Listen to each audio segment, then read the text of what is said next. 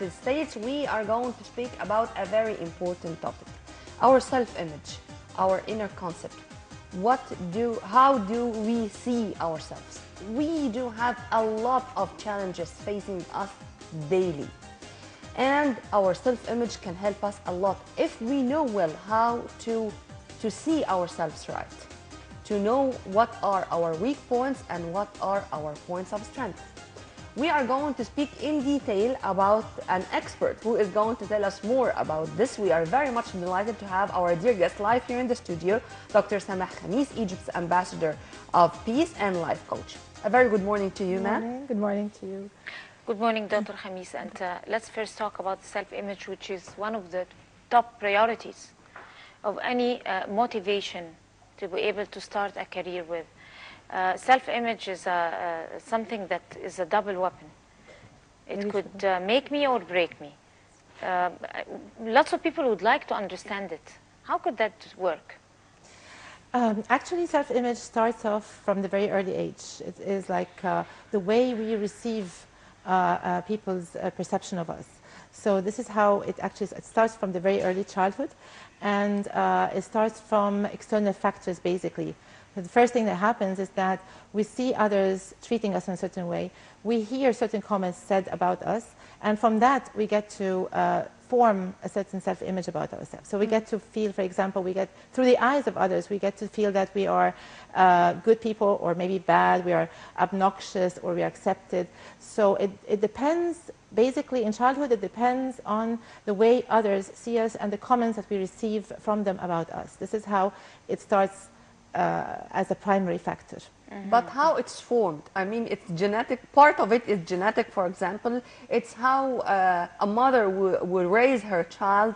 Is it the circumstances around us, whether at home or at school or in the club, dealing with people, and to what extent the environment around us can help or can unfortunately worsen the way we are looking to ourselves?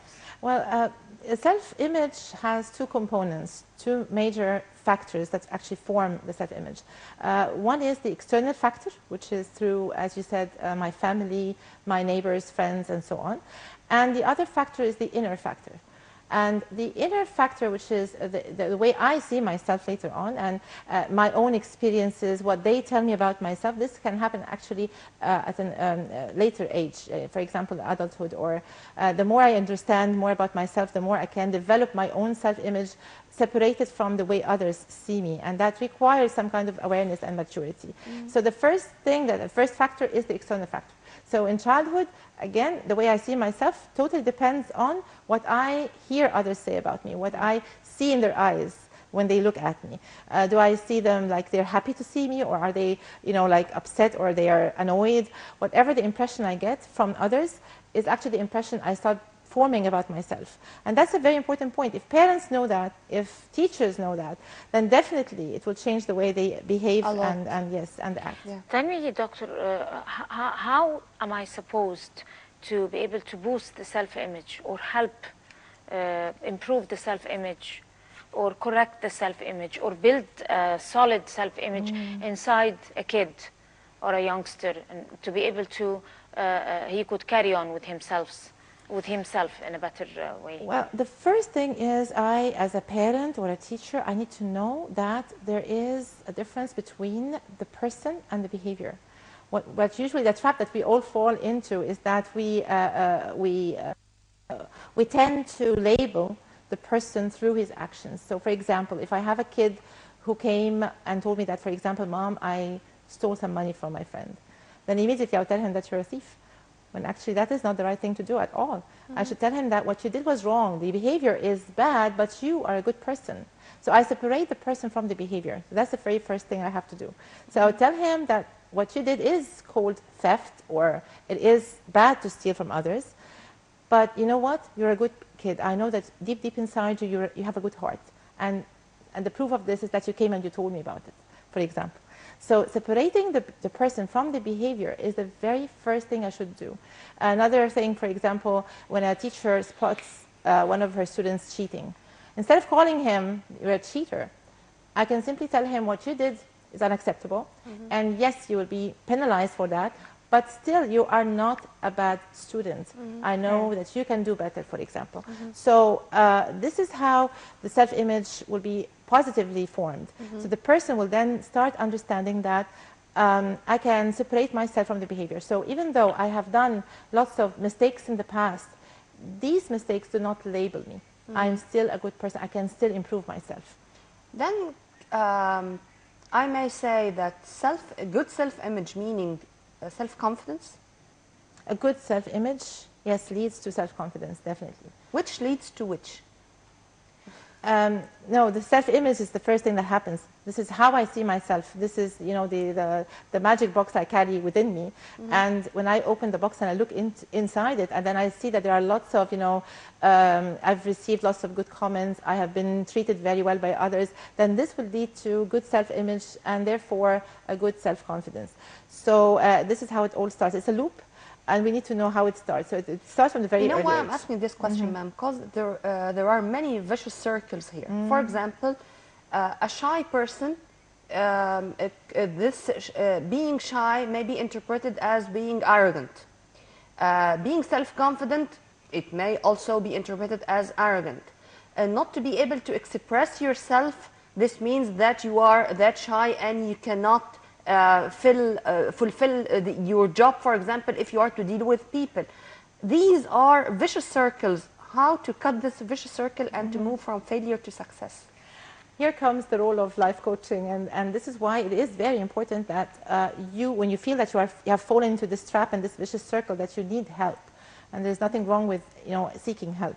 So what happens is that when you're having a life coach, or let's say, for example, if you want to be independent, then you can actually search the net, you can read some books, self-help books. And you'll find out that most pieces of advice that you will receive will tell you that you are not what people see you. So people may have labeled you because they follow certain pattern of thinking or the way they were raised, led them to labeling you in a certain way and form. But that does not necessarily mean that this is who you are. So then he will ask himself, so how do I know who I really am? We can then help him recall certain incidents or certain experiences that he has gone through. Like, for example, we all have success stories as much as we have some, you know, upsetting stories. So we can stress on the stories of success, the stories that we have seen ourselves doing really well. And from that, we get to understand that we can reshape. Something else, in some cases, some severe cases, we can find people who are not even capable of remembering, you know, such good stories about themselves that would actually change their patterns. So in this case, I would ask them to do something very strange, which is to visualize. They can actually imagine themselves in the future behaving in a different way. Or they could actually recall a person that they admire so much, that they think is really a good person in the field, let's say, for example, in the work field. And guess what? In the NLP, which is neuro-linguistic programming, which is a science, it is based on the idea that you can reprogram. It's called neuro-linguistic programming. So it is reprogramming of the subconscious mind. And the way we do that is by, for example, one of the ways is you can recall a certain person who is really, really very good at something that you're not that good at, and you start examining that person, how he talks, how he walks, what he says, and you can actually start imitating that person somehow. And for example, this is why we've got detailed descriptions of certain heroic figures or religious figures or prophets. And one of the reasons we have that is so that we can have this model that we can actually follow. And once you start imitating that person for some time, guess what happens? The subconscious mind starts believing the input that you've been, you know, feeding the subconscious mind with, and at a certain point, you will start behaving and acting automatically in certain ways like that person whenever needed. You'll find yourself doing that. Like Dr. Khamis, nowadays there are certain situations that would need explanations for some people. Like, for example, if you are a person with good qualities, with good capabilities and a good caliber, but at the same time you're always mostly misunderstood by some factions of people or received in a wrong way. You don't know the reason. no matter how you work on yourself and you're working hard and trying to understand the surroundings, but you fail entirely to deliver. So where are the reasons, or how can you find out or check the reasons that could, from where you can try to sort out the problem? This is one thing. On the other hand, you can see some people that are not working very hard on themselves, but they are received well with other people. So how do you explain situations like that? Well, the very first thing we need to do is we need to understand that our peace of mind, our happiness, our self-confidence, they all come from within, not from without. So if your question, for example, about how others perceive us and if they misunderstood us, what can we do about that? Then your focus is on others, on external factors. I cannot say that we are just living in an island that is completely isolated from others. We are actually social beings. We do care about how others receive us and deal with us. That's true. But this should not come as a priority. What should come as a priority is the way I see myself, the way I perceive myself. Not in an arrogant way, but actually with a perception that is rational, that is objective. I would see myself both as a person who is capable of doing very good things, and at times that I've failed. I would then see these moments of failure as feedback. They would actually help me improve in a different way. So again, the idea of me focusing on others, that means that I still see the external factors as the main source of my self-image. And therefore, I will always seek their approval. I'll always seek that they like me. And this would never be entirely. No one has ever agreed on one person as being a good person or that is being loved by all people. It would never happen. So you're actually running after something that is unachievable. Whereas what is really achievable is me, my self-acceptance. I have to accept myself with both my weaknesses and my points of strength. And then people will feel that you are at ease with yourself, that you are at peace with yourself. And you'll be a magnet, that you'll be attracting the people who would actually, that you need positively in your life. And those who do not like you or detest you, they will be repelled. Like your magnet, your vibes, your energy vibe does not really attract those kind of people. So if they are being repelled from you, they are just moving away from your life, that in itself is a blessing. That is a good thing that you have to thank God for, because He does not want these people to be part of your life. So once you have this self-acceptance, automatically you'll be becoming a magnet of people who are very much similar to your energy vibes, to the way of your behavior and your way of thinking, and you'll be repelling and pushing away whoever does not fit you. So in this case, if you find those kind of people, you'll be happy, because then this means they do not fit into my circle. Utopia. Not really. Utopia is a different thing, because utopia is like you're after something that is 100% perfect, which is not really, of course, it cannot happen. So, but what I'm saying is something that is practical, and it can actually be achieved by practice. It can. By practice. Yes, you have to practice accepting yourself. Because, and one way of doing this is that you need to be aware of how you feel. Like, for example, if I come... But there is a very, very fine thread between accepting myself as is and between trying to work on myself to avoid the defects I have in my character. How to make the equation, I mean. Self-acceptance does not mean that I like both my drawbacks and my strengths. Self-acceptance means that I have seen both. I have seen my weaknesses and I've seen my strength, and I accept both. I accept that I have those points of weaknesses. When you accept your weaknesses, you'll be able to change them. You'll be able to improve them. If you reject them, if you don't want to see them, if you deny them because they hurt you, then most probably you will not be able to actually modify yourself in these points. So self-acceptance is the key to self-improvement.